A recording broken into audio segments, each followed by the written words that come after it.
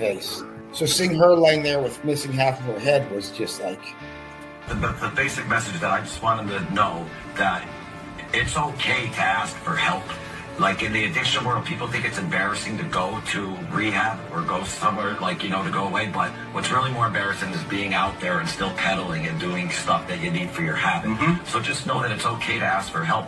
A passenger jetliner that flew into the building, that doesn't happen, right? I mean, that's a professional pilot who knows what he's doing, or she, and they're not flying into two big towers that are in the middle of the sky. That's not happening. So we knew it was, we felt it was an attack, and we felt that it was the same people who had threatened to kill us.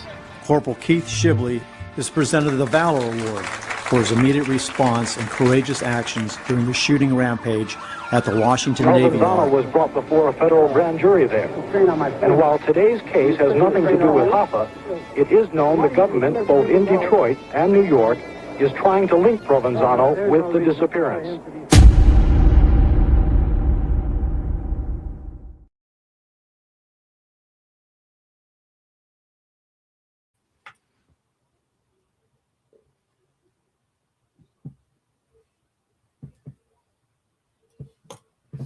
What is going on, everyone? Welcome to Mind Over Madness. Apologize about that tiny delay. I tried to get on time though tonight, but even though this is just a random one, just figured to try to get some rounds in, and I figured, a lot happened in the past month and a half, a lot in 2 years. So I don't know. I like to still try to stay on track and do my shit. And it's great to be here. And anyone who's watching, I'm very, very, very grateful. And thank you very much.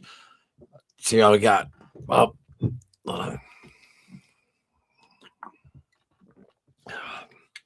drinking, fuck it. Root beer, Maine root. Stuff is incredible. From the Lion Brewery. Maine root beer. You got to show it because people be like, oh, he's fucking drinking. He's fucked up. He got skinny. Yeah, well, I couldn't eat. My dad died. But I apologize, Suck my fucking whatever the fuck you want. Anyway, let's say some hellos. Thank you for being here. Subscribe up. And my man, Keith. Keith is with the family, and he'll be jumping on. And not tonight, I'm saying, but just random, it's both our channels. So we're just going to do what we're going to do. And we have some good interviews coming up. So stay tuned for that. And don't forget, every Tuesday night at 7 p.m. Eastern, like clockwork, is our live. And be ready for Monday too, Gina. But it's going to be good and prepared. But yeah. So everything's still on track. And now we started banging out some shorts. And if you guys didn't see that Ian Bick interview with Keith, I'm telling you, I might play some of that tonight, like a little watch party, because it's fucking great. It's real good. I was in the green room eating with the headphones on, listening, eating fucking pounds of gummies. I couldn't even move, but I didn't have a gummy since that show you got with the Swedish Fish. I even have a gummy. Oh, I forgot too, real quick. I got a broad for over the holidays from the last show. What's going on, guys? Say hello to Cynthia Costa, you motherfucker. And it fucking came in a fucking clear fucking bag. You know how many people fucking saw this? Anyway, you guys are fucking, if nobody understands, watch last week's show with me and Keith. But she's great. She don't fart. She don't talk. She's great. But she just chills. Okay, this you can just throw her around too. It's great. Anyway, thank you, Costa, for the gift. The shit that shows up on my fucking doorstep. But I love it. I love it. You gotta laugh. Can't take everything too seriously. All right, let's see. Gina, what's up? Saw you in there before. What's going on? Jordan, what's going on, my man?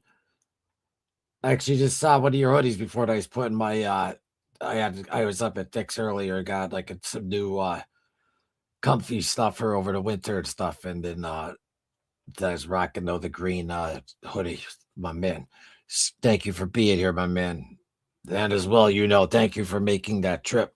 I don't know why it left and took off, but I get it. I could see how it could feel. Like, I mean, it's a week.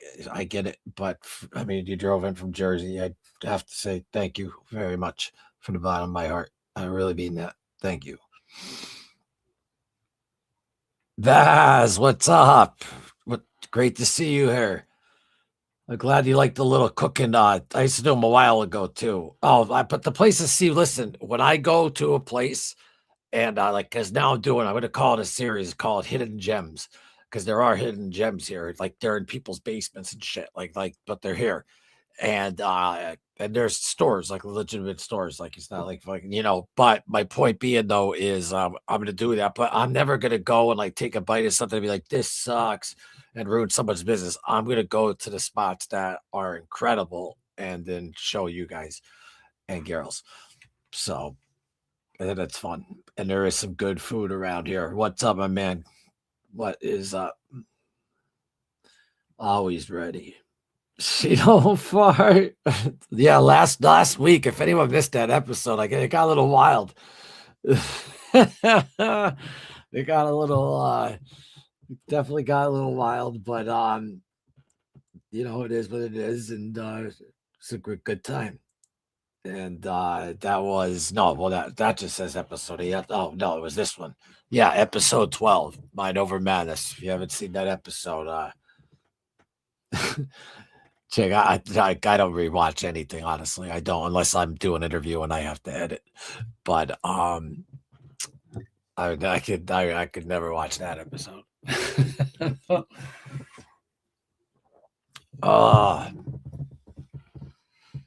What do we got, guys? Let's just chit chat and shoot the shit and see what's up. There he is, my man. What's up? Just getting in the car. Keith, I was just talking about your Ian Bick interview and how I might throw it up for a little watch party. And I was also letting our loyal viewers know that we're going to be coming out random, doing whatever. There's a lot more volume that's going to be happening now on this channel. So it's not just on Tuesday nights at 7, which that's clockwork, but shorts, videos, all that good stuff. And right now with Keith too, with the holidays and, family, all that, I completely understand. And from what happened on my end, though, I just like to, like tonight, I just, sitting around the house, whatever, you think, and obviously I'm still about what happened. And it's just good, though, to come out on here. But Keith, I don't know if you saw before, got my girl. Just wanted to show you, man. She's here. Not one fart, not even a queef. And she goes, oof. I queefed. Remember the story? Remember I was telling you about the hotel? Oh, I guess that's better, but I mean, whatever. But that was funny. Last week was something, man. Yeah, Keith, man, great. That's what I'm saying, though, man. That Ian Bick, I'm going to be putting, we're going to watch at least, a little bit of that. Stop. Shoot the shit about it. Come back in and watch it. Hold on. She's hot, bro. Congratulations. Okay, he's there. Yeah, no, look, she got a rump on her. Not bad. I don't have to worry about a fart. Or what do you call those things that used to fall in your mouth? They're 69 and dingleberries. If I did a stand-up show telling a story about how a broad was, whatever. And I'm like, I saw it. There was a girlfriend of mine. I can't be like, hey, honey, get off my ass. Get off me. You have a dingleberry hanging out of your ass, right? So then it's like a comic strip, a thing I made. And I won the competition. And you could, I'll shit. Actually, I might even, hold on. Let me find this real quick. You're going to lose it. I'm telling you, Keith. Hold on. Let me find this.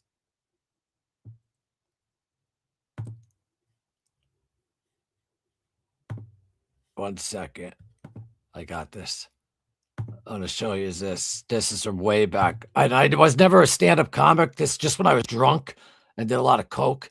I used to just go on the stage and talk, but I ended up doing pretty good. And I would just tell stories and stuff like that. But instead of me just doing what I was just talking about there, I figured I'd let that. Here it is. If you guys want to watch, this is me when I did stand-up. And this was not planned at all, but I think you'll understand my thing with shit and stuff after this. Keith, if you're there, you have to watch this right now. This is from Jesus, who knows? Let's see. Give me time, folks. I'm just trying to get it up on the screen. Okay. Eric Perluke Dingleberry. All right, now let me just see this real quick. Beautiful. All right, this is Eric Perluke Dingleberry skit at Wisecrackers Comedy Club. We're going to bring up our next comic. He's very, very funny. Let's put it together for Eric Perluke.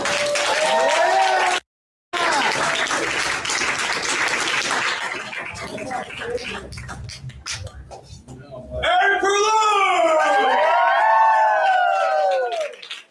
Wake up, fuckers! Come on! There he is.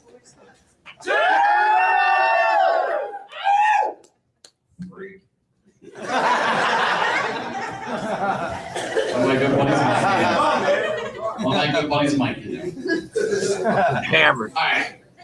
How many people here had a crazy ex-girlfriend? Everyone raise your fucking hand. I got a story for you. I went to an Ozfest concert about 2 years ago. This bitch just flashed her titties. Immediately I was like, bang! Fucking right over on her. So we're jiving, we're talking, we're doing whatever. She's on my shoulders, whatever, we're having a good old time doing whatever. Next thing you know, I had a relationship with her for 2 years, right? So, listen to this one, folks. I love drugs. I love drugs. You can throw any drug out there right now, I'll fucking right into the audience. Audience. You throw a line out? Done. Anyway. What I'm trying to tell you is this. My girl Melanie would only come in during the weekend. So when Mel came in, by the way, her old man owned two junkyards in Orange County, New York. So she was a millionaire. And her old man paid for everything, So when she came into Wilkes-Barre, she'd have credit cards out the ass, whatever. And this is when I was bad on drugs back in the day. I used to be a big pill popper, And I'm happy to say that I have been sober. Since I took the last sip of that fucking beer. Anywho, what I'm trying to tell you is this. So I wait till Melanie goes in the shower. Boom. I run right to her purse. Bang. I steal a dub, get in my car, run over to my buddy's house, grab 4 bikes, whatever the fuck gets me through the day. It makes me sane and like people and get me through the day. I try to make it back in time before she gets out of the shower. I get home, she's out of the shower, she's giving me the fucking eye, the same eye my mom looks at me to this day when I take a dub out of her purse. So, anywho, I don't care. She's gonna yell at me, she's gonna do whatever. And I take, you know what I mean? I already have whatever I have in me, so go ahead and yell at me, do whatever. I feel great, whatever. So, I said to myself, you know what? This girl's so good to me. She buys me everything. She's so rich. I should take her out. I said, honey, give me your old man's credit card. She gives me the old man's credit card. We went out to eat. I think it was, we went out for Mexican or some bullshit like that. I just eat food Mexican, whatever. Doesn't really matter. And so we were eating. It was a great meal, you know what I mean? I handed the credit card over, you know what I mean? My name's Eric Perluke. The fucking credit card probably said Henry fucking Finkelfang. Who knows? But anyway, I said, hon, I feel bad. I don't think I made it up to you enough because I stole off her, for my habit. And I said, you know what, give me I said, give me your old man's credit card and we'll get a hotel. I got to make it up to the girl. Give it a credit card back. So we go to the hotel.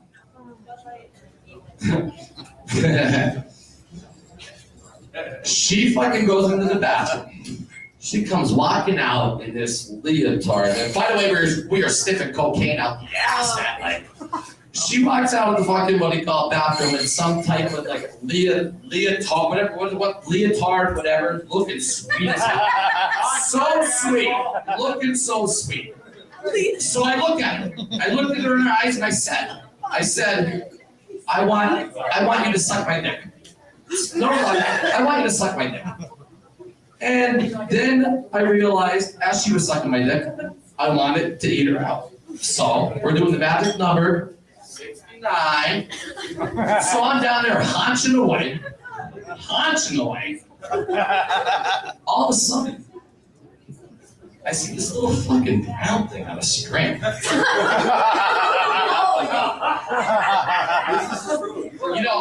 Listen. When I'm going down on someone, I don't mind a little fish tuna smell. But when I smell shit, forget about it. So I'm down there hunching away. All of a sudden, I can't say, honey, get off me, you have a dingleberry hanging out of your ass.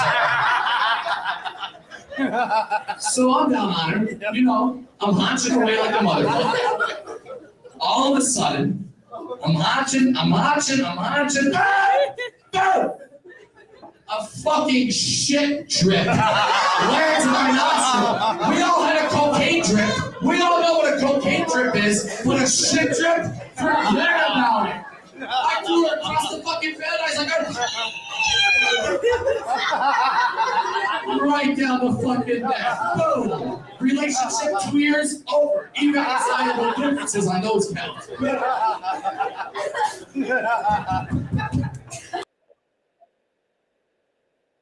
Oh, I have to show that. Hold on 1 second. I had to show that after last week, but that was me probably in 2008. Out of my fucking mind. And that's very hard to watch when you're not like that anymore. But yeah, wow. But I wasn't like a comic or anything like that. I was like open mic, and me and my buddies would be like, Loomis, come on, go up there and fucking just talk. And that's how that came about. Oh, it was fucking hilarious. Thank you. Oh, yeah, with the cooking, absolutely.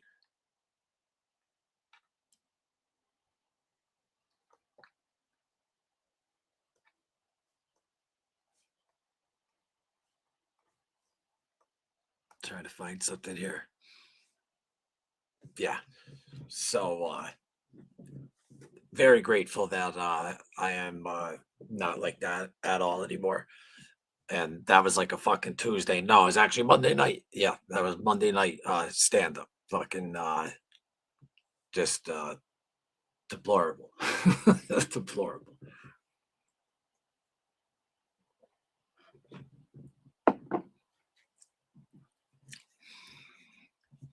Trying to see if I should put on I'll put on Keith's thing in a little bit in a second. Who we got? Anyone still in the house? I was gonna do like a topic, and I'm thinking like didn't know if I do if I try to do a topic, it's just like too quick. Like a topic one, like you kind of want to let linger out there real quick and stuff like that. So I figured, fuck it, I'll just come on live and be a fucking idiot and talk. And yeah, that's that. Let's see. Second. Let me do it like this.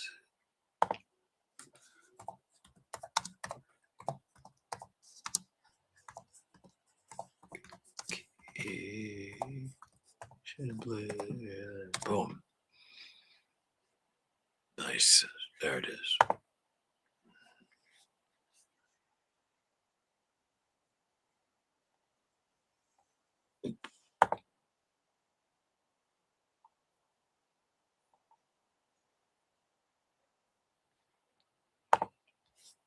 Go back. I don't know if they'll let me, they'll play it afterwards or keep it on the live, but we'll see. I've always wanted to try stand up. I've never had the balls to do it. Listen, let me just tell you something right now. And I always pointed to cry. Keith, that wasn't even like me, like trying to make jokes. I was just telling a story about my life that happened. But as you were like, so that's probably the first time you kind of see me like that. But yeah, like that was only at like fucking 7 o'clock at night. Some of this just shit that I did. It's just you look back, but just watching that now, I'm just like, yeah. But you got to look at that shit because if you ever fucking ponder and think about like, oh, I want actually one of these that really has booze, alcohol in it. It's not root beer. You think back of the disgraceful things that you've done. I mean, they found my. Never mind. I'm not gonna tell that one. Yeah, so what I wanted to say about this is I used to always ask the question because I love music, obviously. Who doesn't? What's harder, like stand-up comedian or lead singer to a band? And it's absolutely unequivocally stand-up comedian. 1 second. All right, check. I guess that works. All right. Sorry about that. So it's stand-up comedian because people like, they'll write jokes and they'll write their routine. And then like when they do their routine, like all day, they're thinking like, oh, I got a great bit. This is going to be real great, blah, blah, blah. Cause when I was doing that, like I was actually, everyone else that was doing it was like real comics that were trying to come up. And then I went out to Boston and I did it. And I actually killed it. It was right after the movie American Gangster, out in Boston. And it was on Boylston Street, Boylston, I believe. And Jana Michael, my friend Jana was there with me. And I went up there and it was right before the headliner. And then the headliner came out and he goes, I don't even know what to fucking say after that fucking Dingleberry bit. But it was, and I was just drunk. Like, I didn't like try to write up anything or whatever. I just wanted to try it. You live once, try everything. But going back to what I was saying, you're naked up there, man. There's no instruments, there's no music playing or nothing. Because my first show I ever did, like music show I ever did, I remember I puked right before I fucking went on, and I'm just playing fucking keys and stuff. But still, like I can't fuck up any of these songs. I'm the rhythm fucking section and the lead section of this band. I cannot fuck up any of these songs. So, and even though it's at a bar, like with all your friends and stuff, it's still nerve wracking. But just like even doing this. This isn't as easy as it looks. That's why I like to get my rounds in. Like tonight, I'm like, I'm gonna go on. Why not? Just get your rounds in and talk. And if anyone's here, then that's great. And that's actually awesome, and I appreciate it. If not, then whatever. But Keith, you're funny, fuck though, and you got good. Your timing's fucking funny as fuck. I'm still here. I'm just multi. Well, Keith, you're serious a lot, it seems, but when you're not serious, though, it's hysterical. Last week's fucking show was, I mean, at least, I got one for the holidays. I got a broad, so never mind. I can't even say that. I forgot.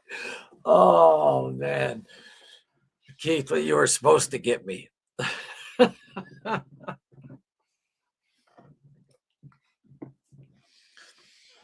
Oh, I can't show though, but it's exciting though.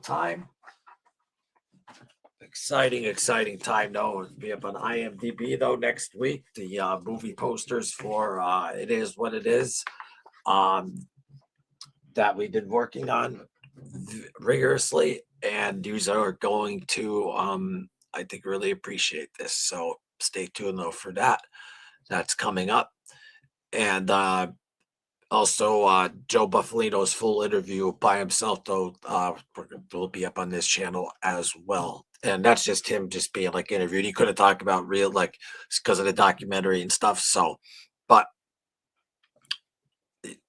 be up on IMDb any day now. So and everyone who's involved, to like Kevin Donaldson, thank you so much. Larry Rolla, Linda Scarpa, thank you everyone who just came out of nowhere. Chris Colombo, every single one of you, Mike Marino, the comic. It just snowballed. It just like it wasn't even like producer. You got to find this or that. Like it just snowballed, and it still is. And then once it goes on IMDb and this trailer hits, because the trailer's it's a pretty long trailer though, and it's the early trailer, like then you have the official trailer, obviously.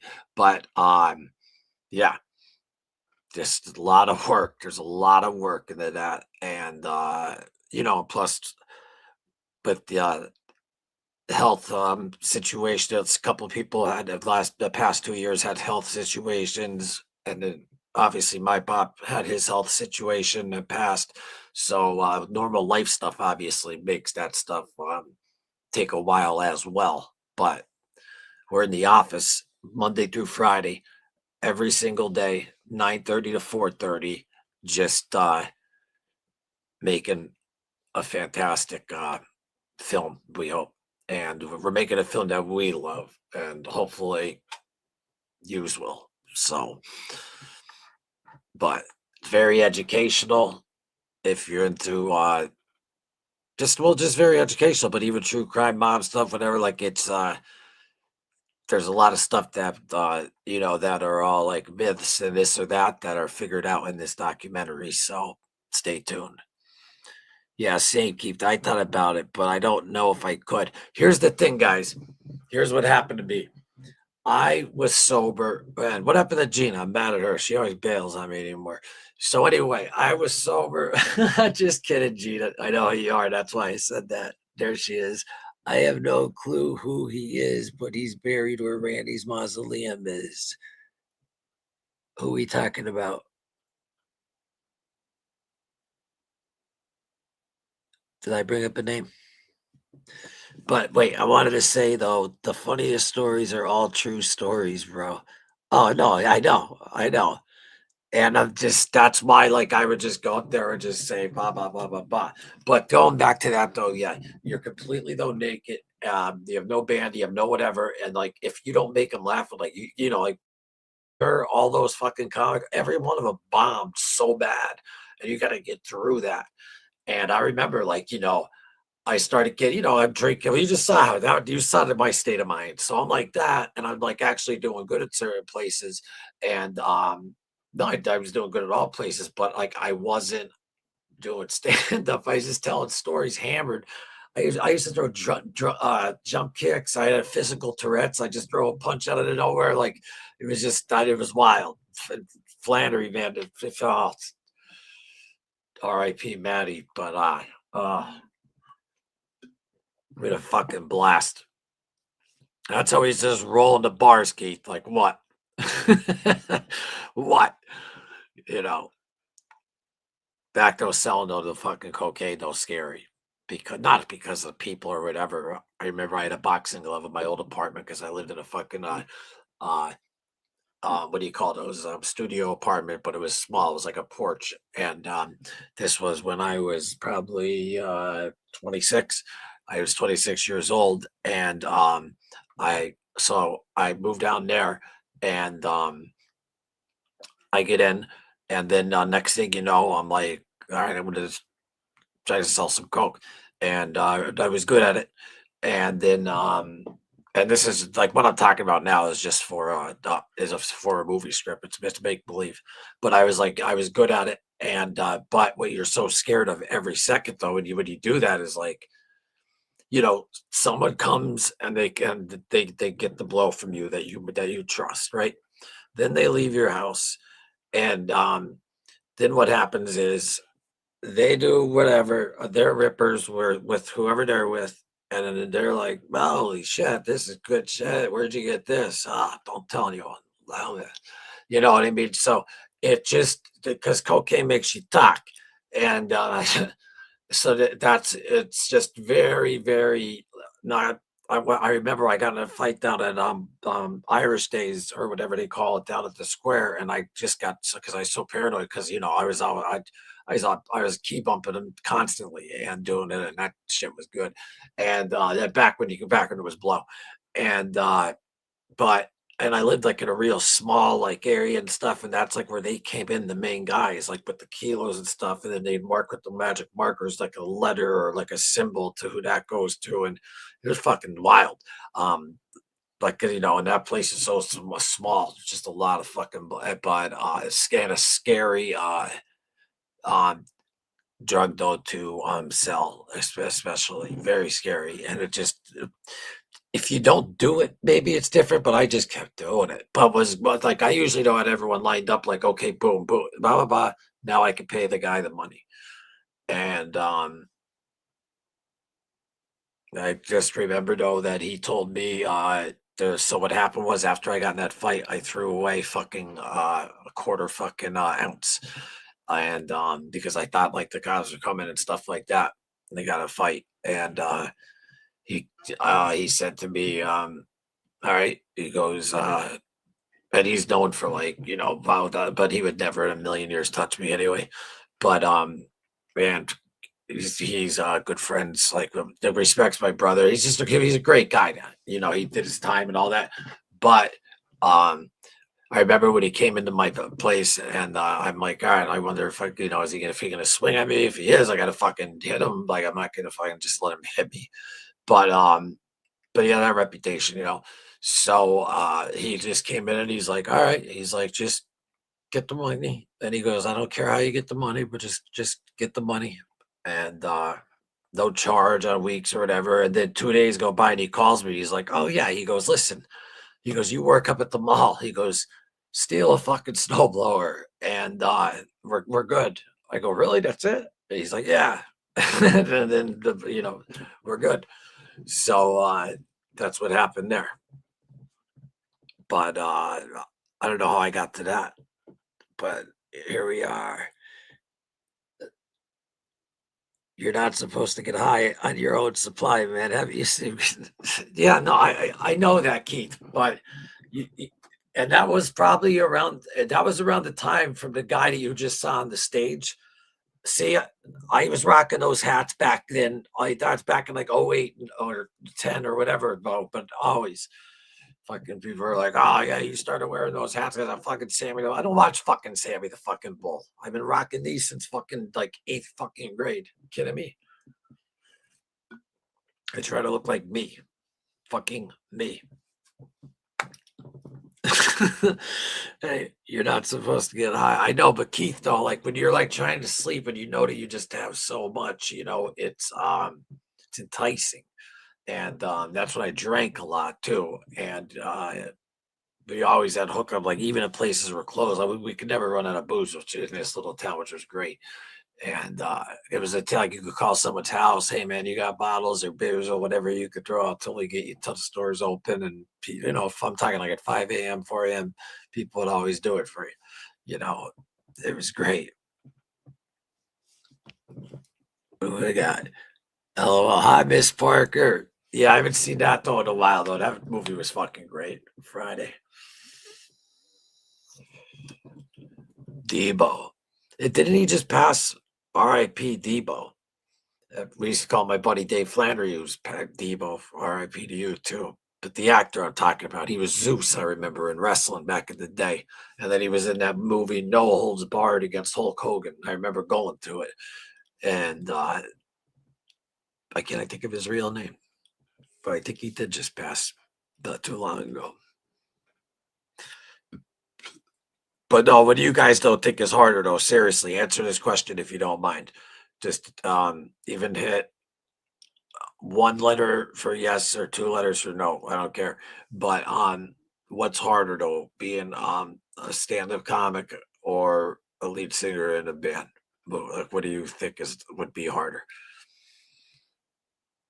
If you have a good voice and no, actually, yeah, if you have a good voice and all that, and if you're a good comedian, like just I'm telling you, and when they don't laugh, like you feel it,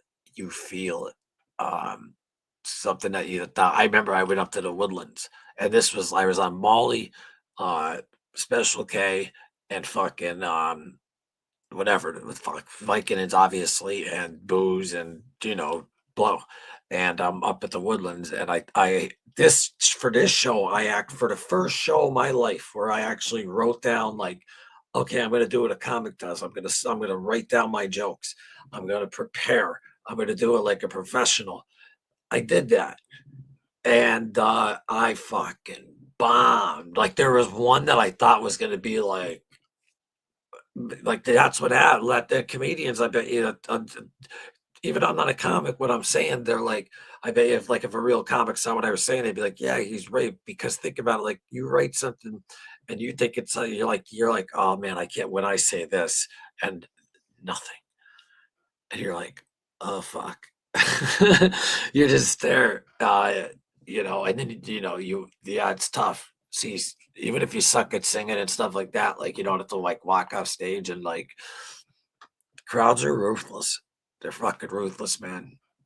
And for comics like who make it to the top, you got to give them all the respect in the world because they went through a lot of tongue lashings, a lot of miles, a lot of travel in little hotels and doing shows in just little bars and just that's how they all they don't just get bit like oh he's funny, boom, he's big. No, it takes years and years and years.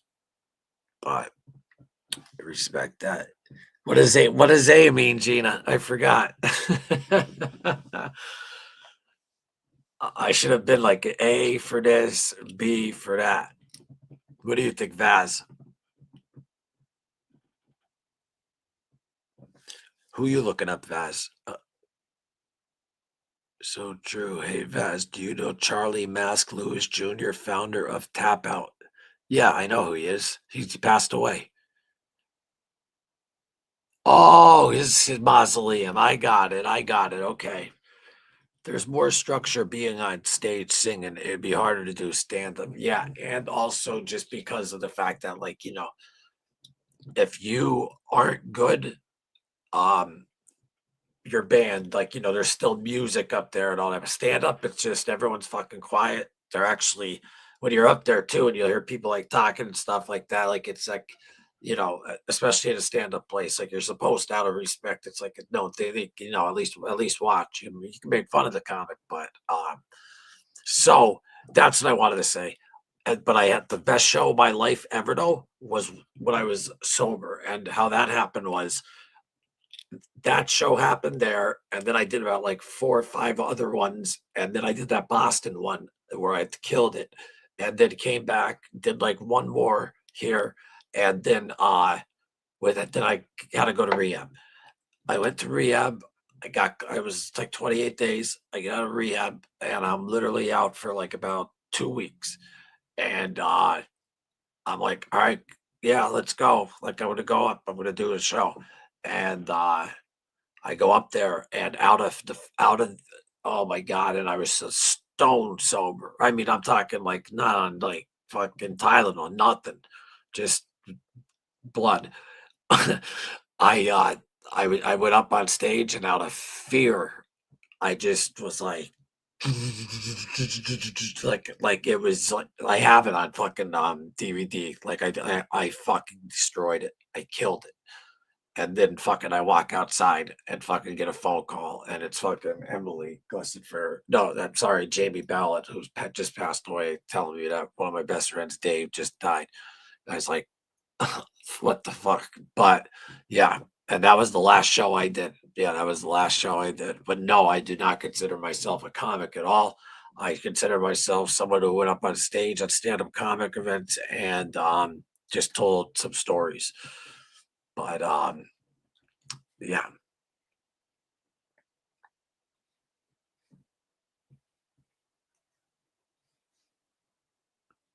And also though, with what you said though too, Gina, though, yeah, there's more, but see, but even starting out though too, you gotta realize bands starting out, comics starting out, you're starting out on the floor in a bar or something in the corner. And then then you'll hit one step up, and then but I'm saying that that's hard too, man. You just go to bars and start doing stand up. People are fucking hammered, drunk, and they're like, fun. Like, I mean, you get brutalized. And people are just the ones who fight through that shit, just like in normal life. Like there's haters everywhere, like, but if you just, and I seen haters make a lot of people just stop and stuff. I don't know. I don't know why, but I thought they do. But just keep busting through that bullshit. My first podcast, I was shitting my pants. Really? Which one was your first one, Keith? And didn't tell me which one was the one that me and you did. Which one was ours? That's a good one, man. That's when I was like, me and Keith are teaming up after me and him did our. If you guys haven't seen that episode, it's on the full episode's on the Loomis show page. But I put half of it and I re-edited a little part of it. Part one of it is up on Mind Over Matters in the video section. Oh yeah, Kevin's, yeah. See, that's why, like, even Kevin even said at the beginning, like, yeah, like you'll see like how blah blah blah. But then like you saw Keith, like when I put that Loomis show thing up at the other day at the paper, like I've been doing this since 2014, but I just kept going to rehab. Like not laughing at it, but it was like every fucking like 4 months, 5 months. So that's why I got just used to it from just like because I just started out as just a host and I just started hosting it and came out with it, but I was always drunk. And this time, actually, no, before that, when I interviewed Novak in Philly, because I was sober then, that was tough in the beat. But once you get real, again, I got to a sober place where I was almost at peace. I was comfortable with myself, and I was that was a bad relapse, like meaning like a big letdown relapse. But I quit the alcohol because for all those years, but the drugs I did it. But yeah, ours was third. The second one I hated, and the guy was a douchebag, so I never put it up. Yeah, there's someone else who's a douche too. I'm not gonna say it though, but you know what I'm talking about, I think. But whatever, whatever. Maybe I'm a douche to people. That's just the way it is. But motherfucker, you know what I'm talking about. It's too like script. It's just too tacky and fucking. Fucking wait. My father's fucking dying. Fucking fuck. I listen. Something happens to you, like when you lose, like your father too. You that whole like, I not that I don't give a fuck about like people and stuff like that. Of course I do, but meaning like I just don't give two flying fucks anymore. Like if about if someone says this, someone said, who fucking cares? That just all that means is that you're taking up rent, you're taking space up in their head. That's all. So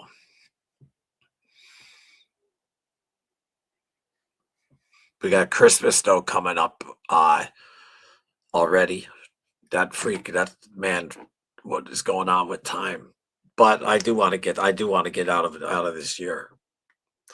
And I know every day is just a new day or whatever, but I mean it's just still like a feeling like, like that a new year. So 2025 was fucking, I got fucking uppercutted and fucking smashed by Tyson and Ali constantly. As I'm sure a lot of you has done. It was a tough year.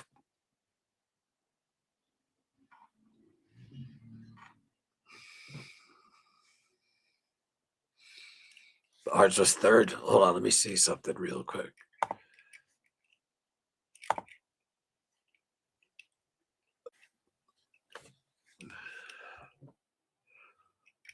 Oh, I got this right here. Bill.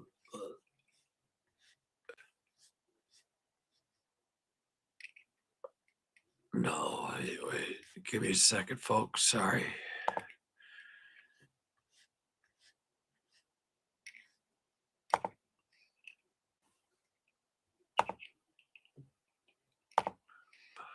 Da, da, da, da, da, da. Da, da, da, da.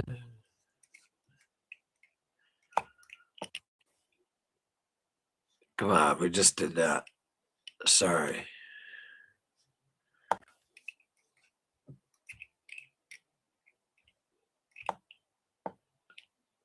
All right, there we go. It's the 5th year. I got to deal with some family shit. Just got home. I'll call you tomorrow. I love you all. Good night, Kate. I was actually just throwing up though, clip though from our interview. It's the 5th year I won't be home on Christmas. I found a patient. Oh, okay. Good. Well, that's good. That's work then. Nice. But you want to be home, I should say, right? Or is it like a double-edged sword thing? Well, whichever way you want it, that's the way that, I want it to. Where's the thingy?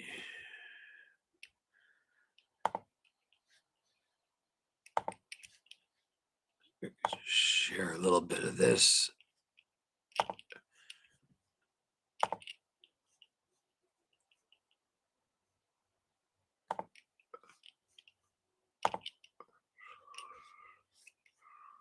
It's on the Loomis show, which is me, so you don't got to copyright it.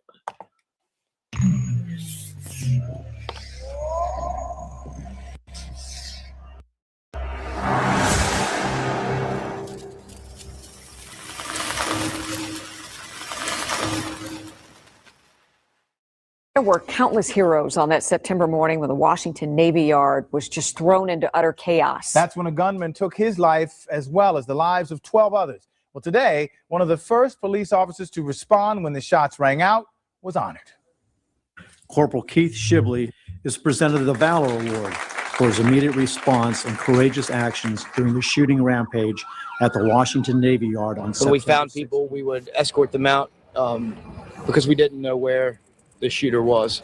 So we didn't want to direct people out of the door when the shooter could be around the corner. So half of us would escort him out, half the team would continue. And then we would just, once they were escorted out, we would meet back up and go back in. Multiple shots fired, multiple people down. We didn't know if they were law enforcement shots or from the suspect at the time. They were on multiple levels as we were coming down the steps, but you could hear the shots while we were inside the building. Can you describe the faces that you were rescuing? Just shocked and scared, I guess. I mean, some were calm and some were shocked and scared. It was just a mix of all emotions. I believe 77 law enforcement officers that entered the building that day, not to mention the countless people that were outside of the building. So it was an effort by the whole community and all the law enforcement partners within the district. It doesn't hit you probably until about the time you go home. Would I do it again? Absolutely. I couldn't live with myself knowing that I could do something to save lives and didn't do it. I wouldn't be able to live with myself knowing that I could have done something and didn't do anything at all. Be the one who listens without judgment. Be the one to speak out. Be the one to notice when something's not right. Be the one to ask, are you okay? Be the one to offer hope. Be the one to help when you think something's wrong. Be the one to ask for help. Be the one be the one that someone cares. Be the one to break the stigma. Be the one to prevent suicide in Luzerne and Wyoming County. Call 988 if you need help. Skip button wasn't working. I apologize. Leap into the world of Drawn to Life. See it live only at Disney Springs.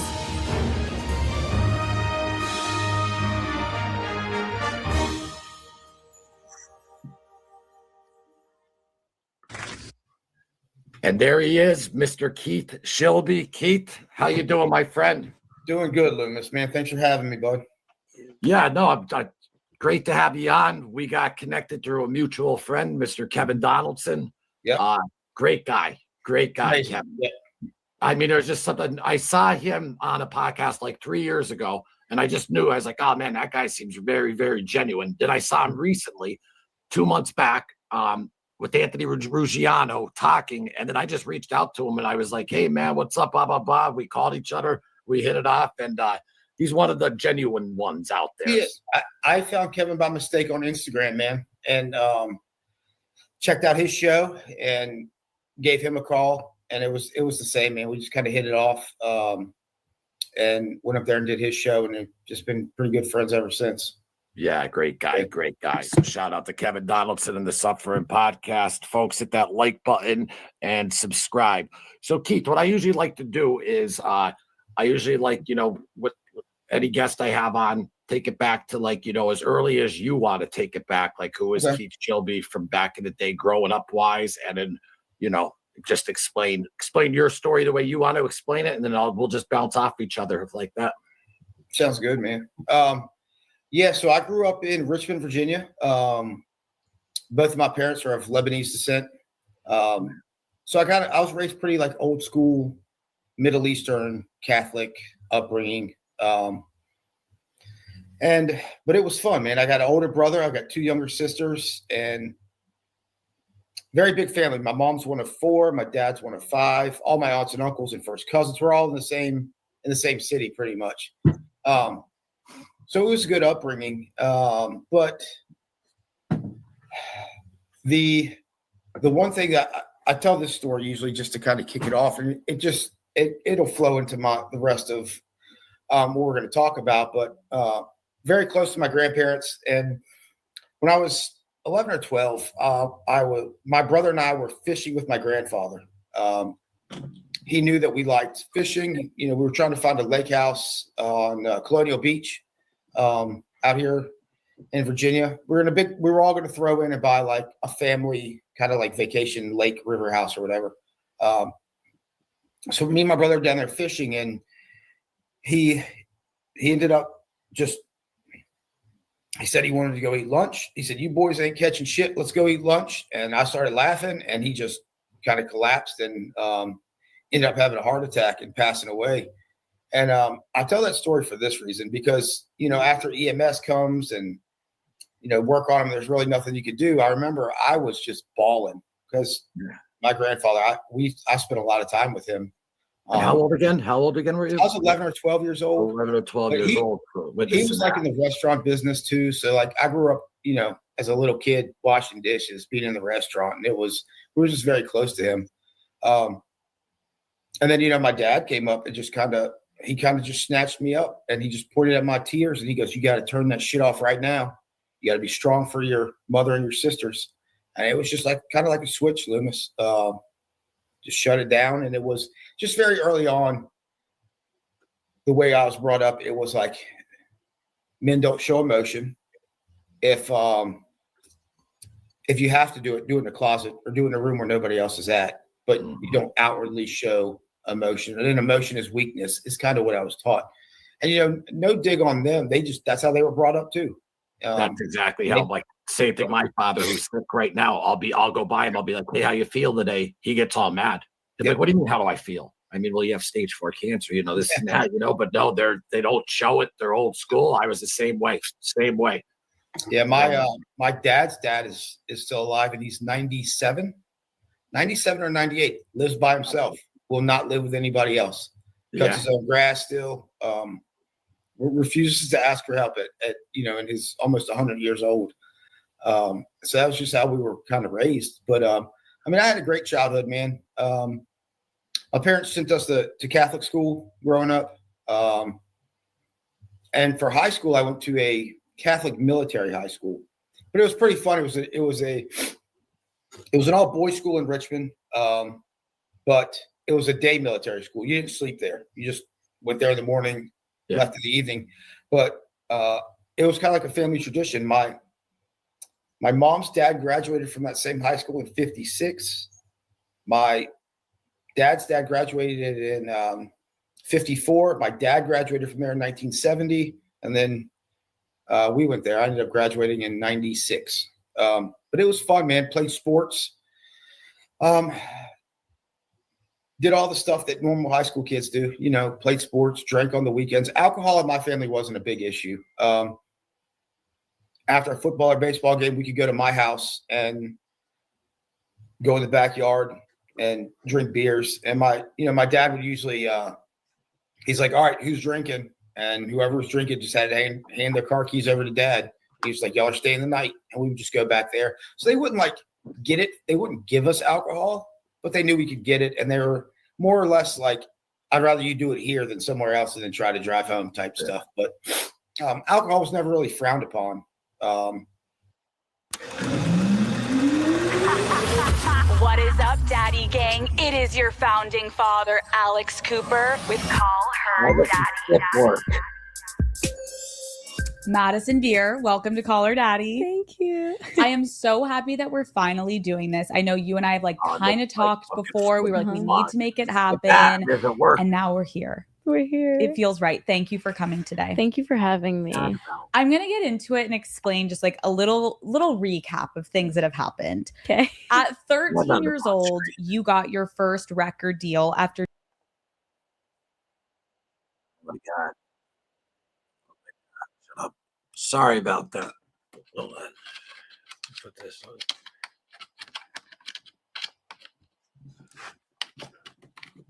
Right about, oh yeah, there we go. 1 second.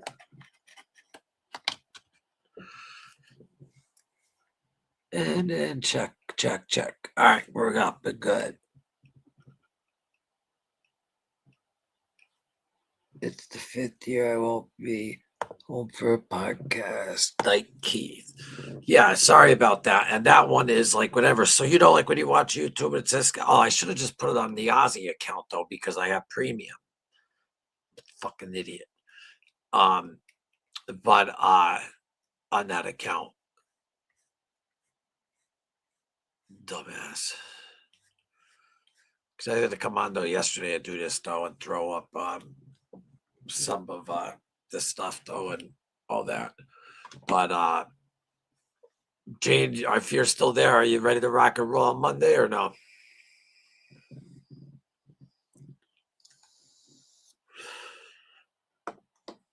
I'll wait to see if you respond.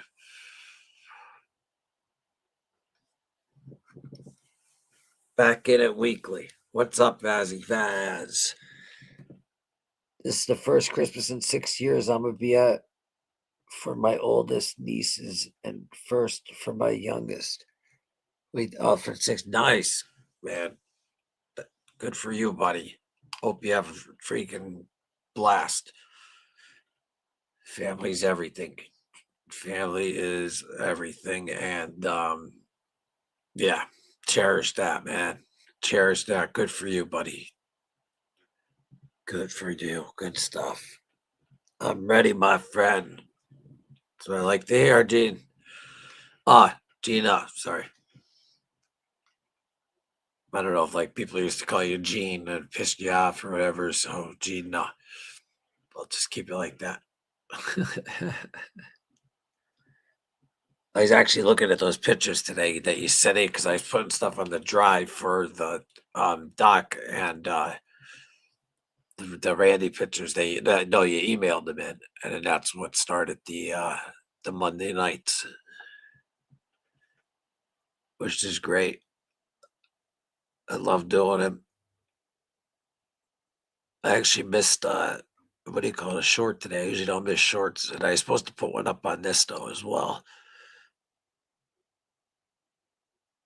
I'm just seeing what is up on this.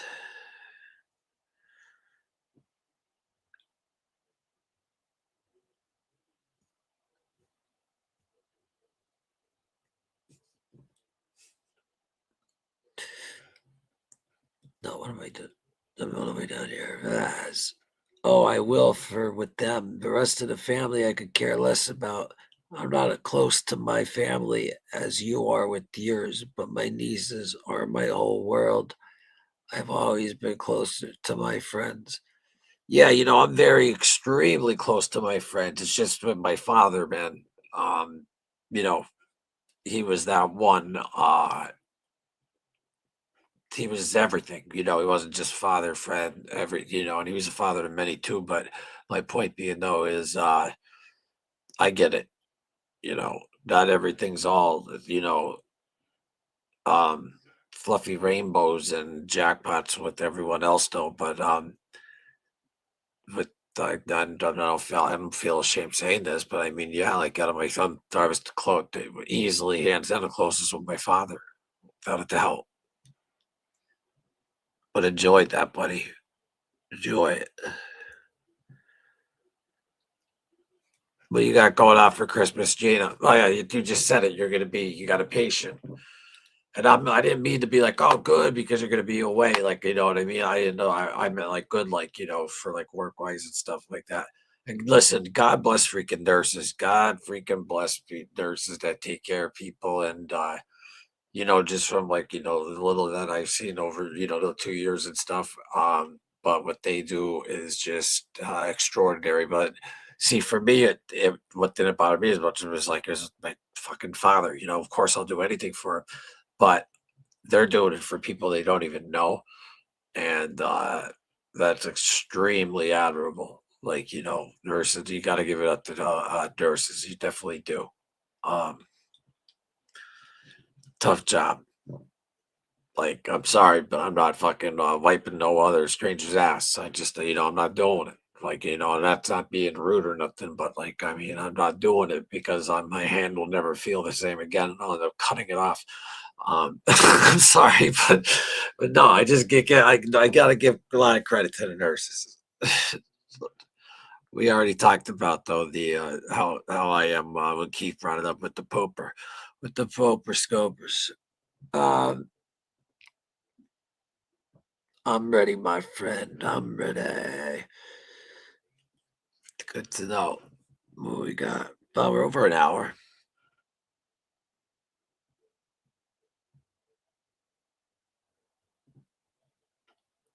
Sorry. If you look down, when the head hits, I'm working and I'm happy to do it for him. Motorcycle accident patient, 9 surgeries, and 4 months later, he's going home. Damn. So wait, he got in a motorcycle accident and had 9 surgeries, and he's been in there for 120 days. And he's just coming home later. 9 and 4 months later, he's still, yeah, wow. Good for you though, for just I know it's a job and all that, but I know that you gotta enjoy doing that too and helping someone out like that. That's just great. That's very admirable. Very admirable. That is awesome. No, it's not awesome that he got in the wreck. At all. But I'm just breaking your balls. But it's awesome though and I know what you meant, fast. But it's awesome though that Gina's doing that, and God bless that gentleman. Jesus. Motorcycle accident patient, 9 surgeries, and 4 months later he's going home. So I bet you that he probably just had one of those out of those 9 not too long ago to recover from, or maybe not, and he just needed this long to recover. And wow.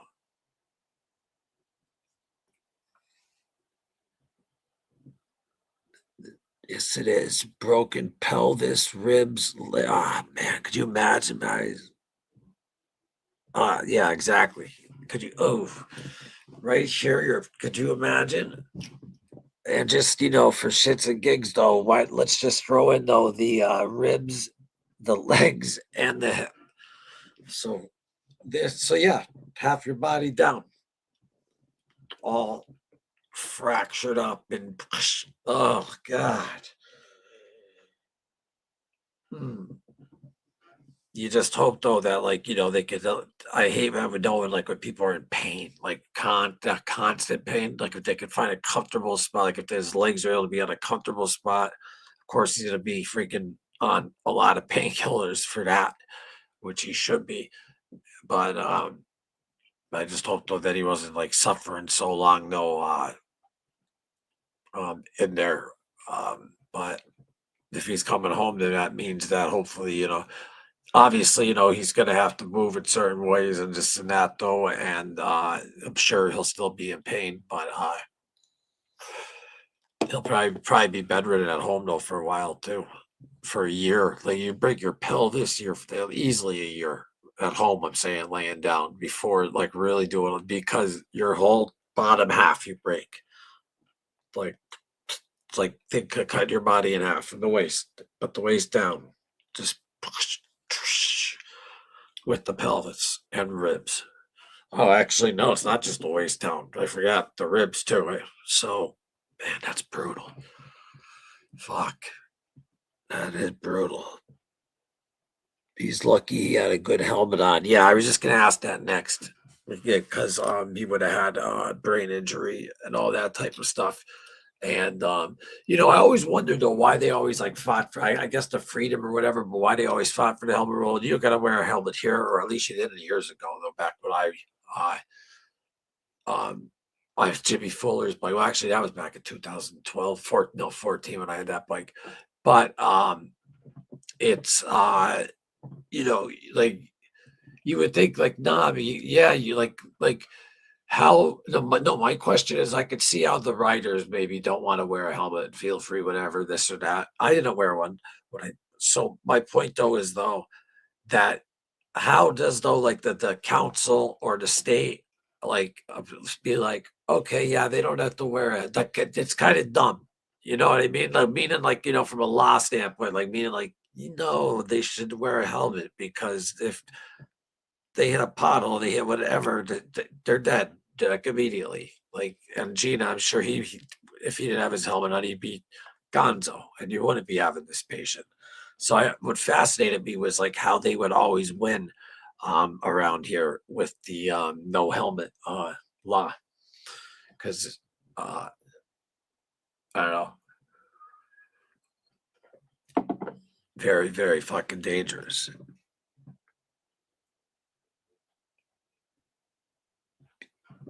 Yeah, no, he really did. He's lucky. I mean, yeah, for real. My one buddy, I had last rites and everything. My Moxie, wherever you're at, we steal mattresses together, like for the store, not like beat up mattresses.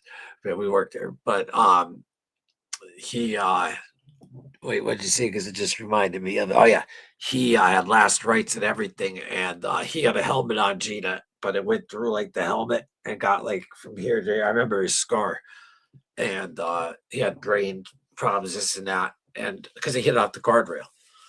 And it wasn't just off the guardrail though; it was the part of the guardrail though where that you post up to hold the guardrail up.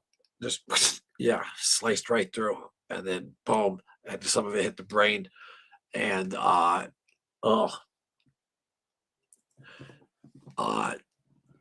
a helmet, that's like Mortal Kombat when that guy or whatever his name is, when he slices your body in half, like your head's gone from here. Well, the top of your head's gone. Like Ray Liotta and fucking Silence of the Lambs 2 or whatever it was called. So I don't know. I think I'm pro helmet just because it's just a helmet. And if you just want to just wear the cap ones,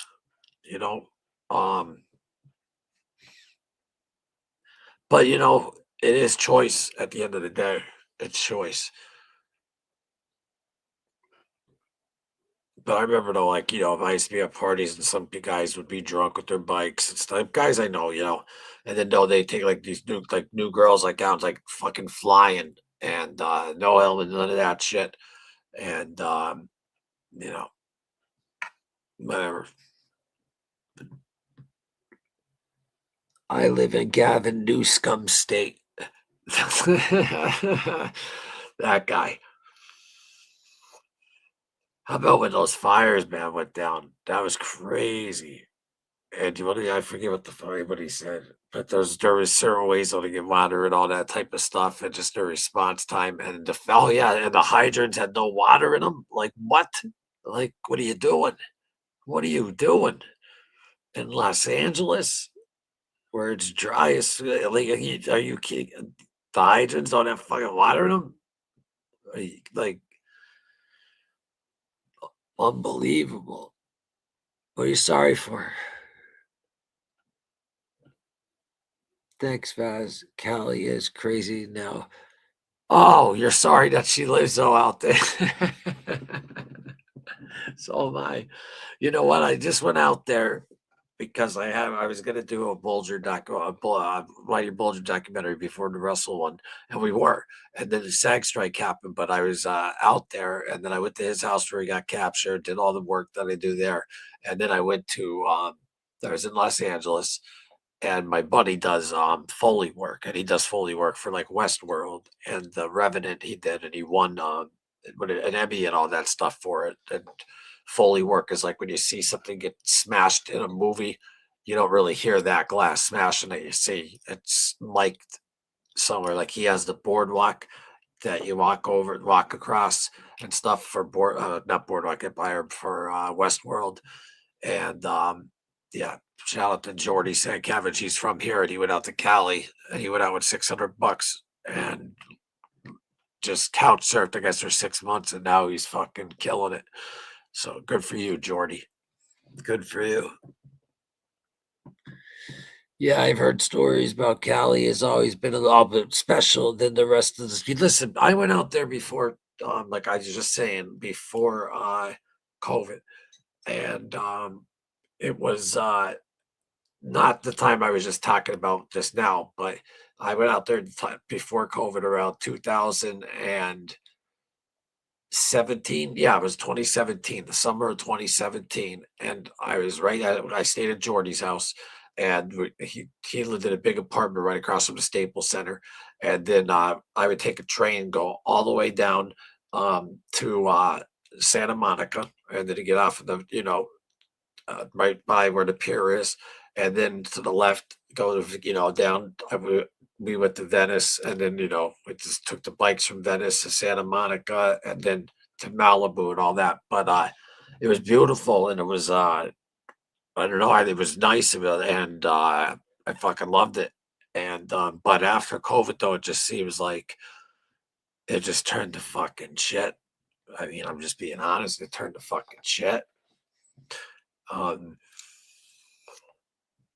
All those homes in Malibu, all those just not even there. I mean, there's way more stuff than just that's going on. And he honestly should be in jail for the rest of his life. There's nothing special about Cali. Well, no, yeah. Well, I came out because I was like, I got to hit up California. I never did in my life, but I went to the Rainbow, and I went to, the whiskey and all that stuff. Checked out, I had to check that stuff out. And because I was never out west, because I was always too fucked up or whatever to get on a plane or whatever to come here. Like, how you seen that stand-up bit? That was like a Monday night at 7. Stupid. But my point is that I don't even know what my point is. Like, wiped out. What a week, though. What a week. And tomorrow, right back at it. There's nothing special about Cali. Well, I mean, there was though a lot of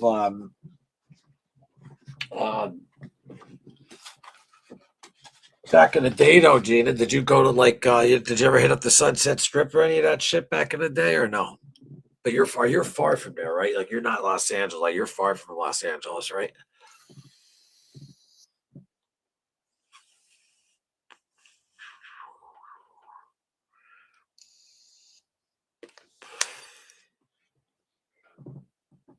Okay, it's always been known for its crazies.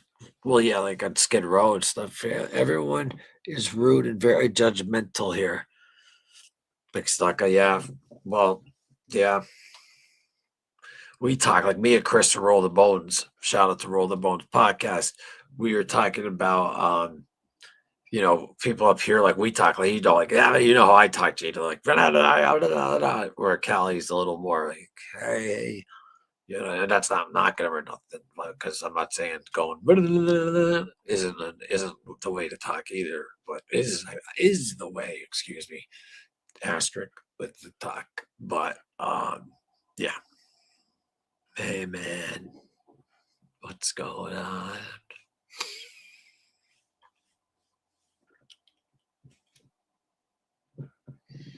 Yeah, it's home to the old leftist moron. All right, here we go. We're not going to get political. I used to go only for concerts there, no bars. Nice. Yeah, so I knocked someone out cold at So I'm saying, so if you're right here at, like, if you go to Santa Monica Pier, right before you walk down, right to the right, there's like logs there or a bench, and I'm sitting there and I'm smoking my cigarette. And guy walks over to me and just grabs it out of my hand and staring at me and starts smoking it. And I'm next to my girlfriend at the time. So I just got up and I said, "What are you doing?" He goes, and he blows it right in my face. Just immediately. Legs twitching, he's all right. But yeah, I was like, "What the fuck?" And it was just weird. It was like what do you call it? Black guy in like jeans that were like cut like a little long and no shirt on. And he just walked right up and just took my cigarette right out of my hand. Like, you know what I mean? Like, like I lit up a cigarette and like he came out of the bushes or something. Like, like that's how they do is they're waiting for something. But I mean, I had to do though what I had to do. What's up, Hope All is well? History and organized crime. What is going on, my man? I really wish that I could show you though these, buddy. So but I'll just go like this though. I'll just go like this. Down. But the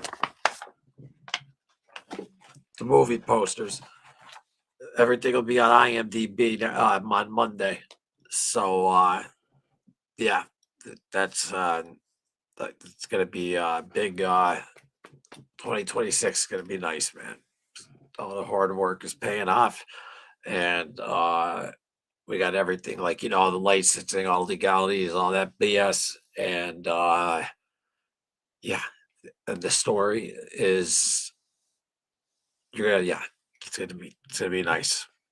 So the only reason why I showed him those though is because he does stuff like, on Buffalino and does stuff on you see those piggy banks though, CJ, that he made for Joe and Angelo when he was at Leavenworth.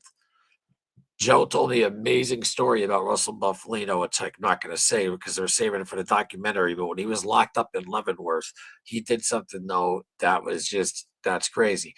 And not crazy like violent or anything like that, but that he lost his finger because he was a mechanic and this and that. Like, but he was like incredible with his hands, though, like, with building stuff, mechanic, all that type of stuff. He used to go to Naples all the time up in his lot and just go to cars and just freaking just work on them. Like, kind of, he just loved doing that.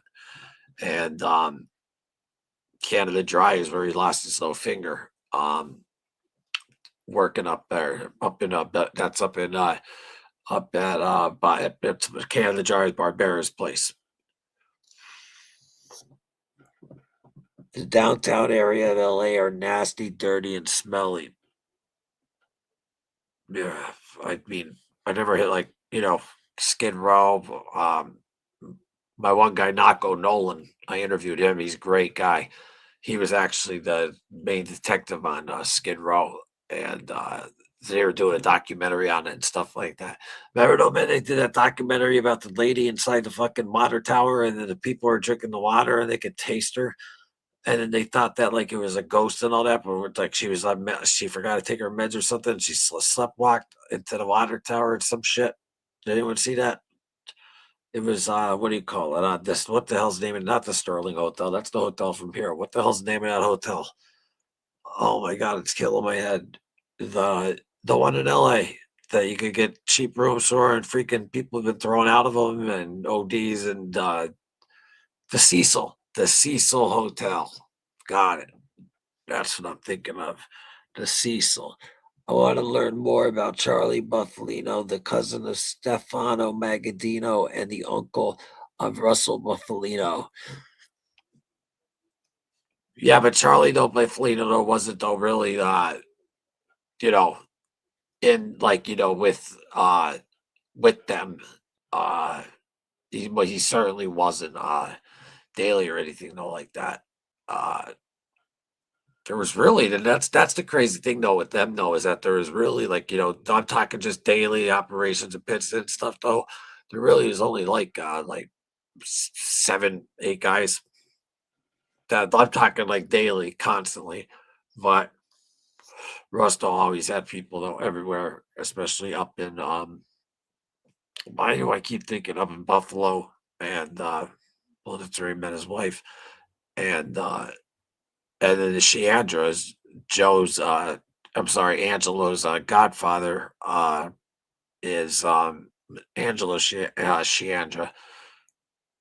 And that's that picture. If you ever see that picture of Russ on his porch, and then you see the two old guys and then the two old ladies, that's Russ. I mean, that's Joe's grandfather. And then the next guy is and Sheandra, Angelo's godfather. And Carrie's a Sheandra.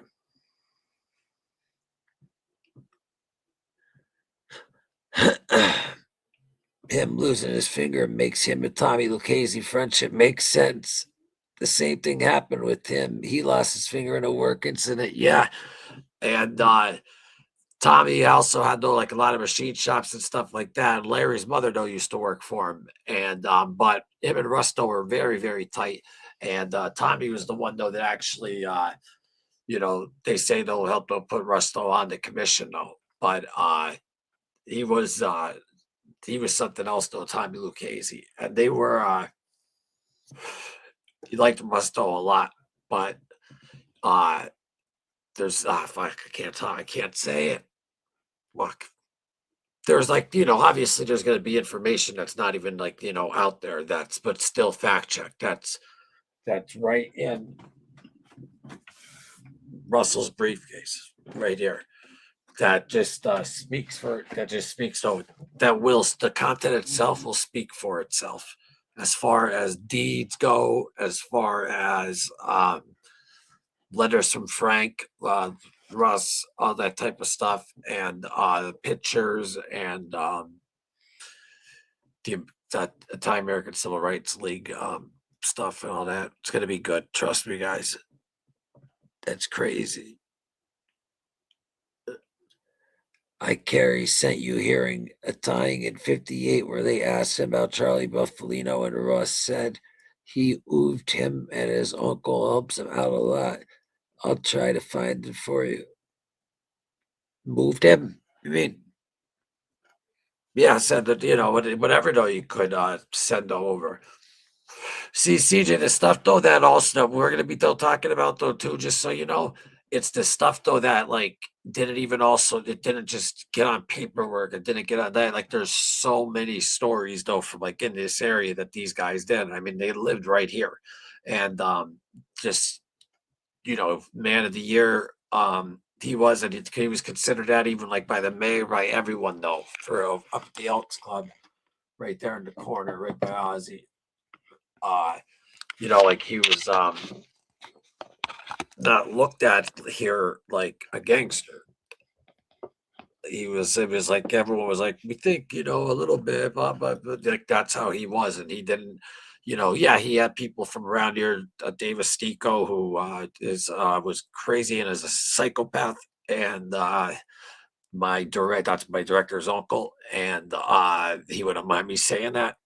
But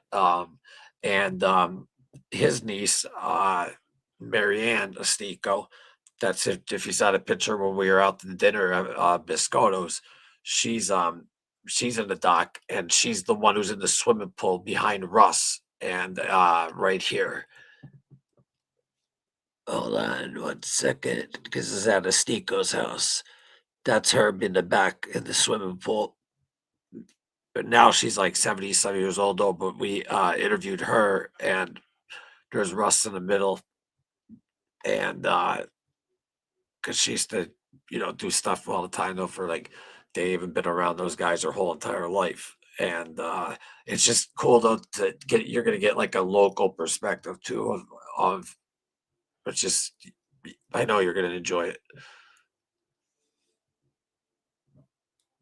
What's up, Dave? About the McGums, I believe Irish cool gang. Yeah, I know about them.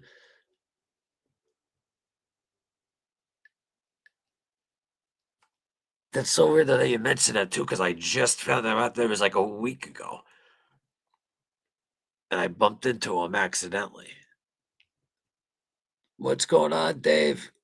Great to see you here.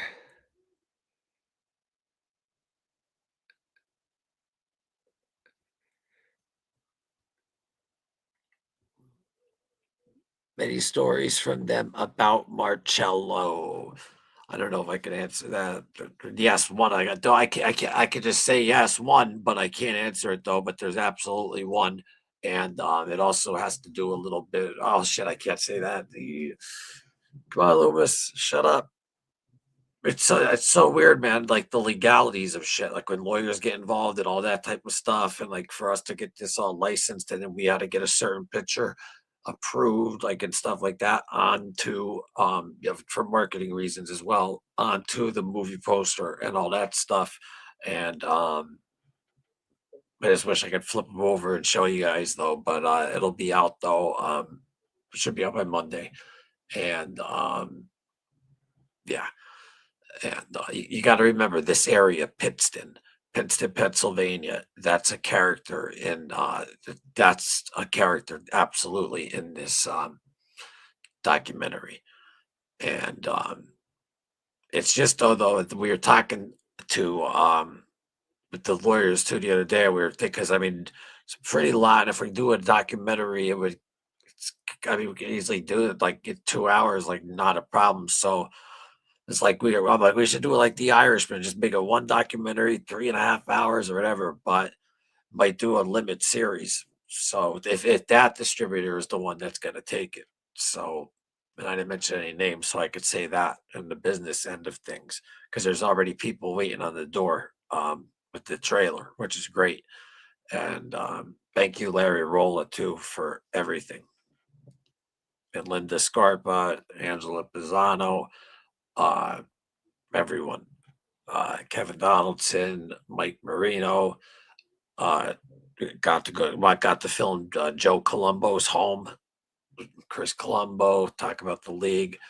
Joe Colombo's home, it was just something else with Frank Sinatra, pool table Sinatra gave him, and seeing all the Rat Pack stuff and all the Italian American League awards and his walk-in closet, his 18 karat Tiffany gold cufflinks. It was just pretty cool. Morning Star. I'm good, man. That's good.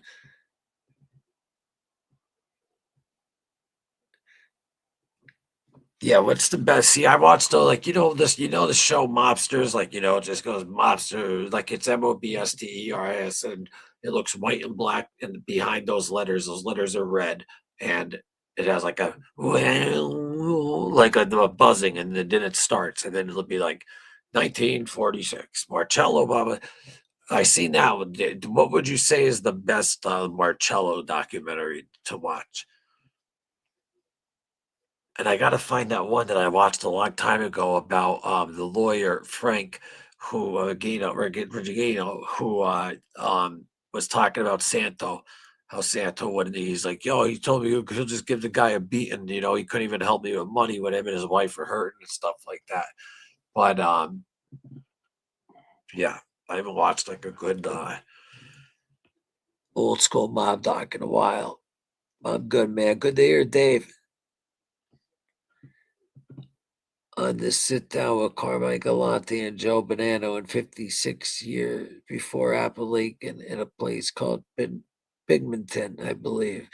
Binghamton's right at the fucking road. Yeah. 100%.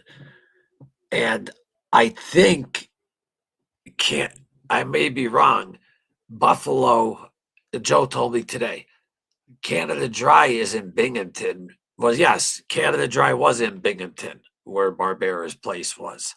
And because I always, Buffalo is also up north, so I always get confused because a lot of, Russ has, they have a fucking Pittston club up in Buffalo. So,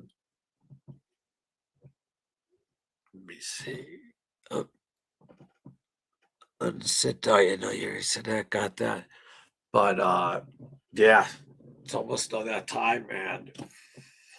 It's definitely fucking it's definitely worth the hard work, and there's still a lot of hard work to go, don't get me wrong, but I'm just saying we're right there. And yeah, this thing is gonna just look, sound, and the story's going to be, it's so fact checked to the point where I could tell this story. When William D'Elia went in and, cooperated on the Naples for that trial in Dauphin County, it was in 2008. They subpoenaed Angelo and they came to his house, and Joe's mom was very ill at the time. And Angela was like, "Get the fuck out of here!" Blah blah blah, this and that. And Angela was fucking nuts. You're not nuts like in a bad way, but like he always had Russ's back, and he's. You'll find out about him in the uh, doc. But what I was saying is, don't tell me I lost my train of thought. Oh, the hell was I just saying? Oh yeah, wait. Oh yeah. So he didn't go to that court or that trial or anything like that. And the only other time he was in though was in 1964 for the $164 million race fixing scheme of Pocono Downs, and Tony Shola.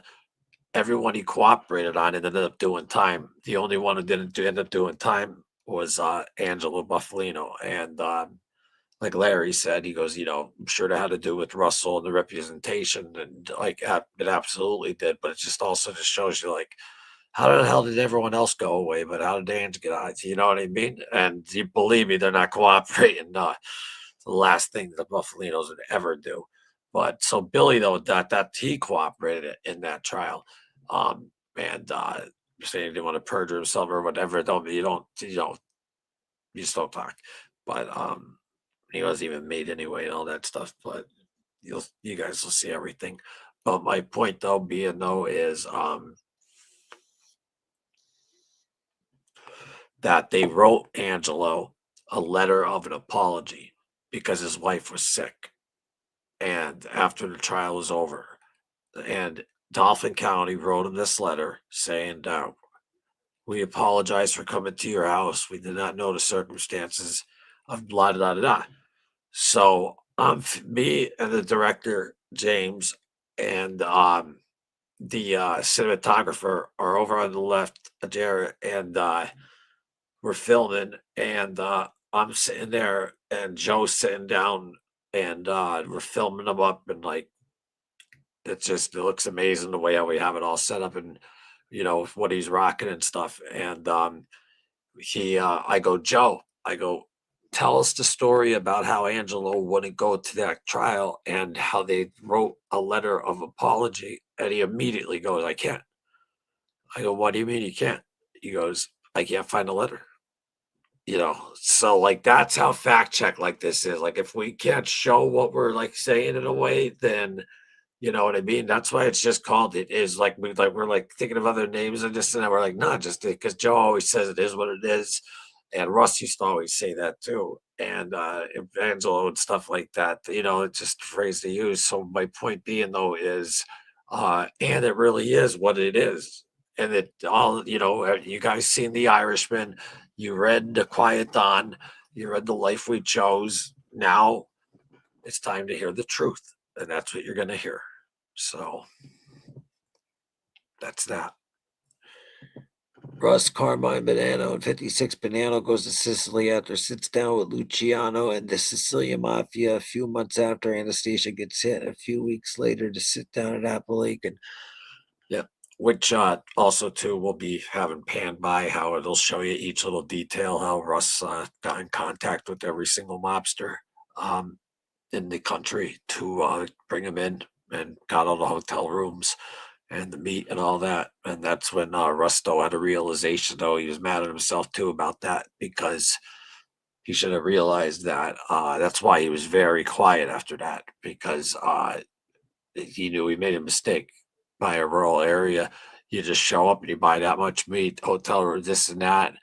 It's definitely drawing attention. And why not tell the people, don't come rolling in caddies and this and that. So that was a mistake on his part that he and Barbera in a way But that I believe that is what got him like quieter and stuff like that afterwards. But he was the guy though, like in the middle, chairing it right next to Vito, stuff like that. And yeah, that's Barbera's house. And Barbera's from here. And then moved out to there and then got sick of it, as you know, and all that stuff. But it's just crazy the power that the guy had at one time. Is the deeper that you dive into this and then you find out from talking to people and all that stuff, it's quite astonishing the power with Teamsters, trucking, all of it.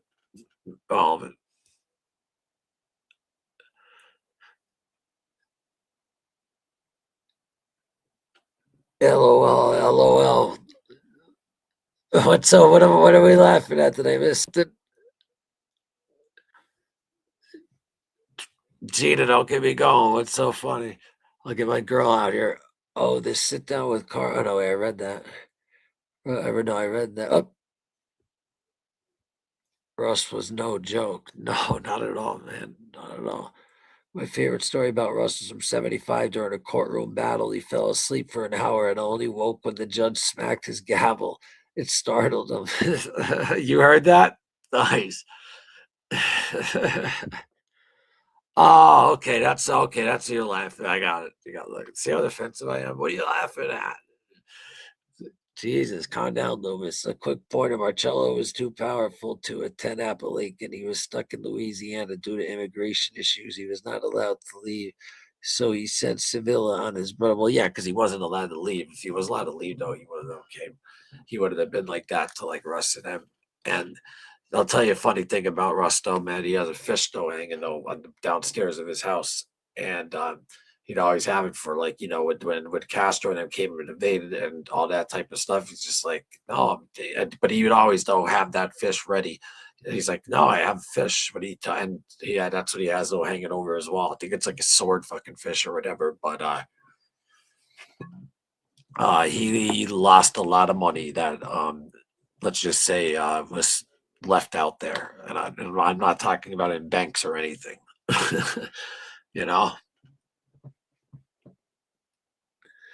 Oh, I got a story though that I can't tell that I found out tonight that I was just saying before, like about how he made the piggy banks and how he's good with his hands and stuff, but that I found out tonight that it has to be saved for the doc. It's just too good, and it's all I'll tell you is it's when he was in Leavenworth doing time in the '80s, is when it happened.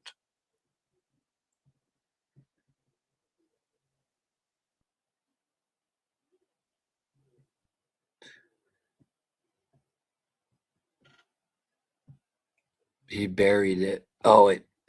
Oh, quick point where Charles too major. But he buried what? What are you talking about? Or did I forget what I said? He buried what? You were talking about Marcello, and then he buried it. Wait, or maybe I said something. Did I?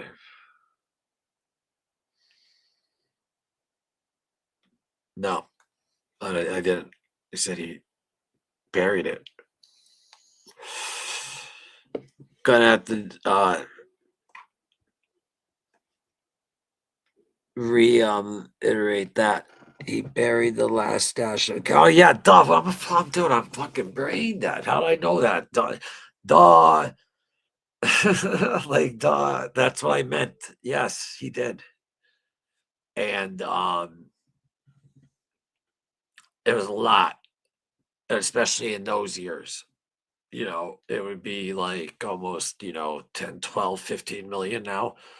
So yeah, they had it good. Like that was the first like air conditioned hotel that Meyer though had no going out there, and they had it really good out there with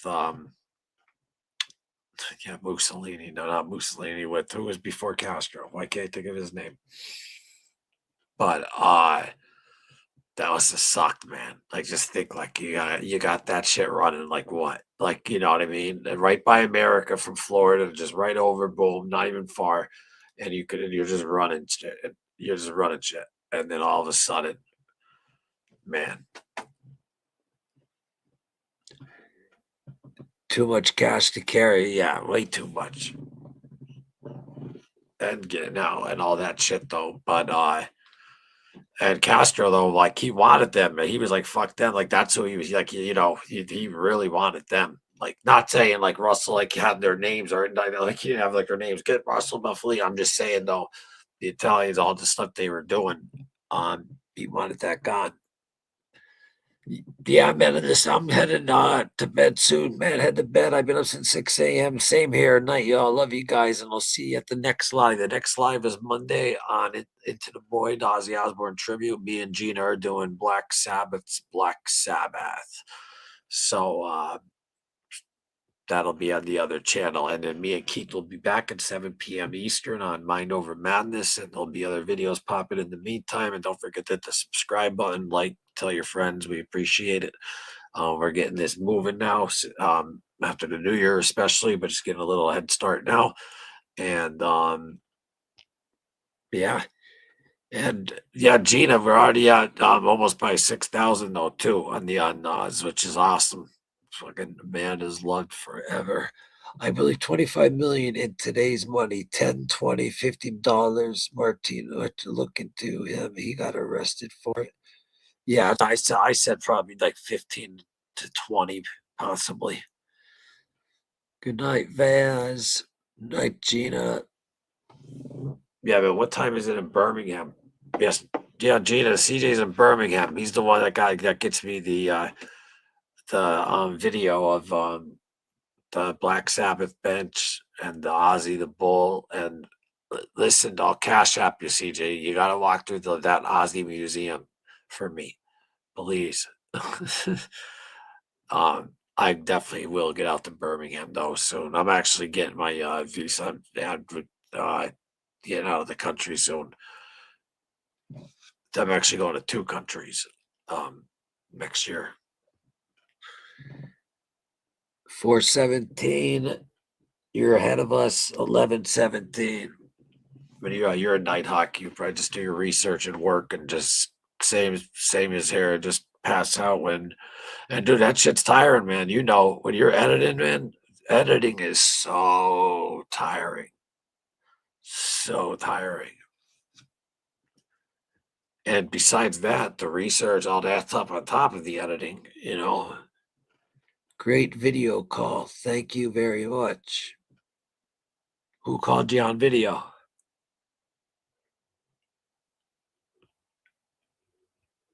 Oh, great video. CJ, thank you very much. Got it. 4:17 a.m. I'm uploading the doc. Well, yeah, I knew you were. That's why I said editing and all that stuff. I knew, of course you are. And that's all I've been doing though since I landed after my pops passed. The first 5 weeks was just I couldn't even grab on the time, but at least I was at a structure. Like we're in the offices now up in Pittston though, where own desk and everything like that, and it's every day fucking from 9:30 to 4:30, just cranking away everything with the project. And it's awesome being on that schedule, and then also then doing this, and then doing the Ozzy tribute channel. And yeah, Gina, when we come back on Monday, well, because I got to look at the calendar for the holidays, but we now we're going to be like consistent. Boom, boom, boom, boom, boom. Same with Bill. Keith, we hope to be 7 p.m. Eastern. But if he has to rush home all the time from work at that, because he gets out like at 6 or whatever, then you gotta take your uniform off and freaking shower, all that stuff. So maybe 7:30, 8 p.m. But for a Tuesday, I'd like to at least try for 7:30. I think that's a better time for people. I am so tired right now. Oh, well, listen, everyone, I appreciate you so much. Oh, look at that. It pisses me off when I'm like at an hour 45. I'm like, I just want the 2 hours. I always look, I'm a round up guy, but no, I'm too tired. I'm going to pass out to a movie.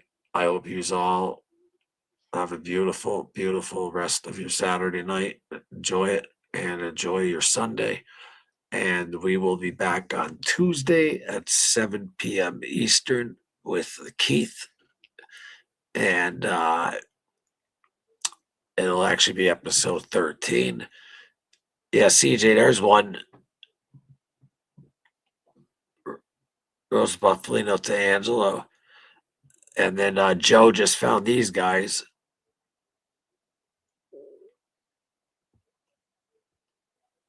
I thought I had something else here. But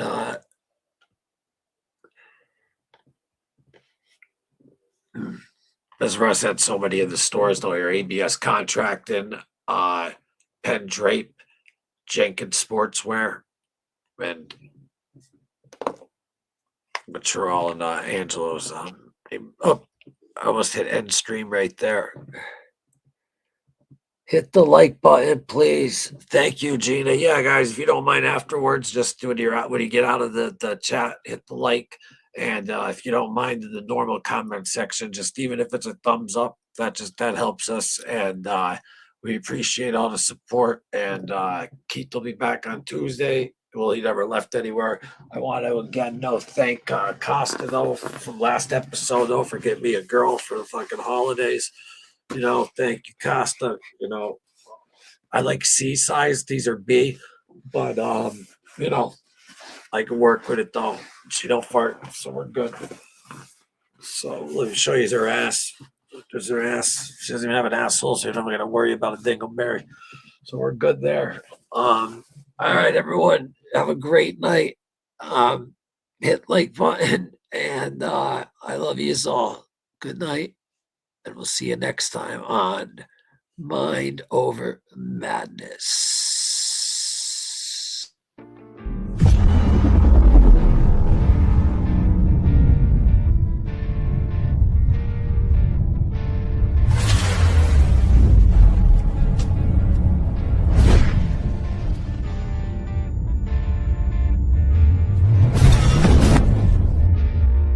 Blank to the face. So seeing her laying there with missing half of her head was just like.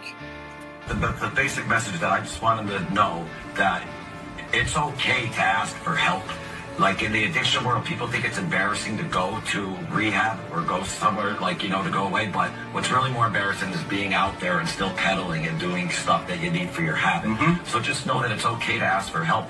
A passenger jetliner that flew into the building, that doesn't happen. Right? I mean, that's a professional pilot who knows what he's doing, or she, and they're not flying into two big towers that are in the middle of the sky. That's not happening. So we knew it was, we felt it was an attack, and we felt that it was the same people who had threatened to kill us. Corporal Keith Shibley is presented the Valor Award for his immediate response and courageous actions during the shooting rampage at the Washington Navy Yard. was brought before a federal grand jury there.